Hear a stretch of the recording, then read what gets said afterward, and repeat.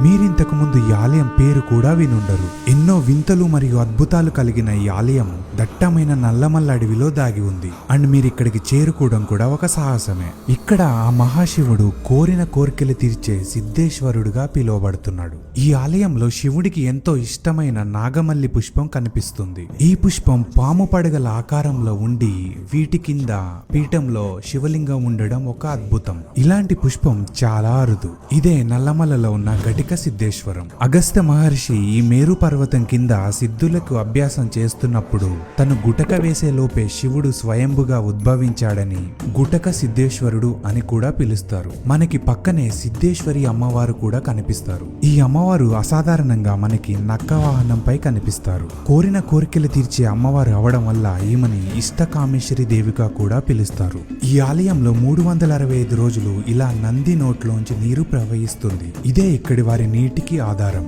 ఎంతో పురాతనమైన ఈ ఆలయం ఇక్కడి సామ్రాజ్యాలని పాలించిన ఎన్నో రాజుల చేత పూజలందుకుంది. 1974లో శ్రీ కాశీనాయన ఈ ఆలయాన్ని అభివృద్ధి చేశారు. అప్పటి నుంచి ఇక్కడ నిత్యాన్నదానం చేస్తున్నారు. ప్రతి శివరాత్రికి మరియు కార్తీక పౌర్ణమికి ఇక్కడ ఉత్సవాలు నిర్వహిస్తారు. సిద్ధేశ్వరం చేరుకోవాలంటే మన ఓన్ వెహికల్స్ లో రావాల్సిందే. ఇది శ్రీశైలం నుంచి 200 కిలోమీటర్లు మరియు నెల్లూరు నుంచి 110 కిలోమీటర్లు వస్తుంది. అండ్ ఈ టెంపుల్ మీరు అస్సలు మిస్ అవ్వద్దు. మీరు ఆల్రెడీ విజిట్ చేస్తుంటే కామెంట్ చేయండి అండ్ మీ ఫ్రెండ్స్ అండ్ ఫ్యామిలీకి షేర్ చేసి ప్లాన్ చేయండి.